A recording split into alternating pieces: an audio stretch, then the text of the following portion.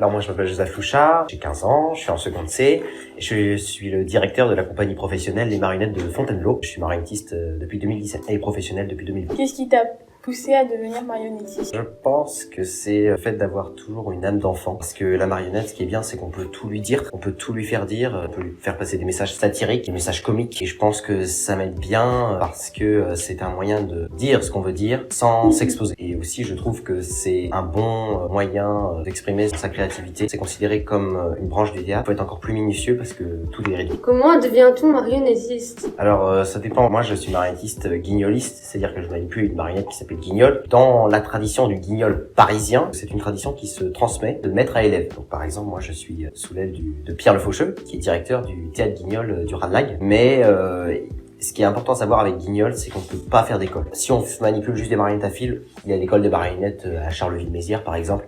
Mais pour Guignol, il n'existe pas d'école. Par contre, on peut faire des facs ou des universités de théâtre. Par exemple, on peut faire l'école des Beaux-Arts de Paris. Parce qu'un marionnettiste, ça doit faire tout. Les décors, les accessoires, jusqu'à la mise en scène.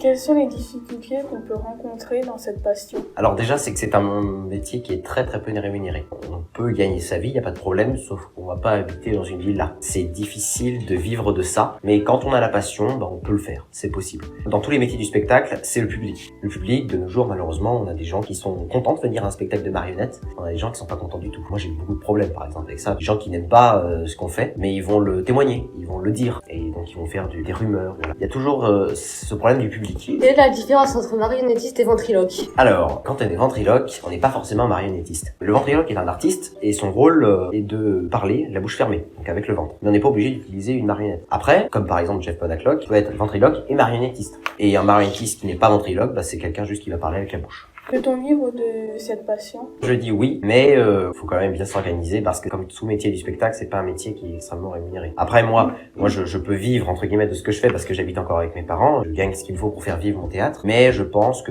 c'est compliqué, mais ça se fait. Tout dépend en fait aussi de la fréquence de la clientèle. Donc il faut fidéliser les clients pour les inciter à revenir chaque semaine. Quelles sont les qualités nécessaires pour être marionnettiste? Alors je dirais qu'il faut garder son âme d'enfant parce que il faut savoir s'amuser. Être marionnettiste, c'est tout d'abord de l'amusement, c'est de la passion. La marionnette. Ensuite, il faut être créatif, parce que le marionnettiste, il est comédien, il est marionnettiste, il fait bouger les marionnettes, il est plasticien, il fait les décors, il est dramaturge, il fait les pièces, donc il faut aussi avoir de la créativité et il faut avoir la passion. Quel conseil donnerais-tu à quelqu'un qui veut se lancer dans la profession? Je dirais qu'il faut qu'il aille voir un spectacle. Si quelqu'un veut se lancer dans la passion et qu'il n'a jamais vu du spectacle, il faut qu'il aille voir à quoi ça ressemble. Puis ensuite, il faut qu'il prenne contact avec des gens, ou alors il faut qu'il aille voir l'envers du décor. Il faut qu'il découvre un peu cet art, il peut regarder des vidéos sur internet. Je pense que si quelqu'un veut être marionnettiste, il faut d'abord qu'il regarde un spectacle. Pas sur internet, en vrai. Parce qu'il y a une différence totale entre le spectacle filmé et le spectacle vécu. Un spectacle, ça se vit pour le public et pour l'artiste. Première chose à faire, c'est aller voir un spectacle. Et après, il faut commencer à faire ce qu'on veut. Déjà, prendre une marionnette et on la regarde et on se dit qu'est-ce que je peux faire avec la marionnette. Comptes-tu développer ta compagnie? Actuellement, oui, parce que je trouve que la compagnie d'aujourd'hui, elle est bien. Parce que déjà, un local fixe, c'est celle qui lui est réservée. Et elle marche bien. J'ai créé jusqu'à ce jour 5 compagnies. Et là, la compagnie actuelle, c'est les marionnettes de Fontainebleau. As-tu ou penses-tu avoir besoin de personnel?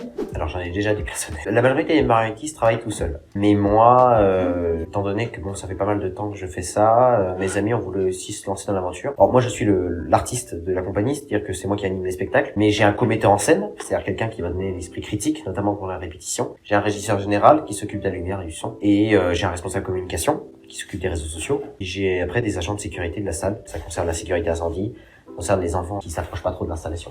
Donc oui, le personnel peut être utile parce que ça permet à l'artiste de se concentrer sur son spectacle, de se dire c'est bon, les autres ils s'occupent du reste. Quelle est ta meilleure et ta pire expérience? C'est assez marrant comme question. Ma toute dernière compagnie, qui est assez récente, c'était la compagnie du MPSA, les marionnettes du Petit Square d'Avon. Parce qu'avant je travaillais sur Avon. Je travaillais pendant 2-3 ans dans une salle en extérieur, qui dépendait du temps. Et à un moment, j'ai voulu faire l'entrée payante parce qu'il fallait que je continue à investir pour le théâtre. Et il y a des publics qui n'ont pas été contents. J'ai été malheureusement à la suite d'une séance victime d'une agression verbale. Et donc depuis, j'ai fermé le théâtre des marionnettes au Petit Square d'Avon parce que je trouvais ça inacceptable. C'était une mauvaise expérience pour moi. Et ma meilleure expérience, il y en a beaucoup. Je pense que c'est au niveau de ma tournée d'été, que tous les ans j'organise une tournée d'été qui consiste à faire des spectacles sur les côtes de Bretagne. Et la tournée de l'année dernière, elle a bien marché. C'est très sympa de faire des spectacles pour les gens qui retournent de plage. Depuis quel âge as-tu commencé et comment était ta première expérience? Mon premier spectacle, je l'ai fait quand j'avais 3-4 ans, c'était Halloween. Puis après, j'ai pas spécialement continué. Mais à 10 ans, donc en 2017, j'ai voulu continuer les marionnettes, ça m'a repris. Et mon tout premier spectacle, ça a été en papier, c'était pour mes frères et sœurs, et j'ai trouvé ça très enrichissant. Es-tu déjà allé à l'étranger? Oui, je participe depuis maintenant 3 ans au festival Mayfair qui se déroule à Covent Garden. Et c'est un festival de marionnettes qui réunit beaucoup de marionnettistes anglais, mais dans le monde entier.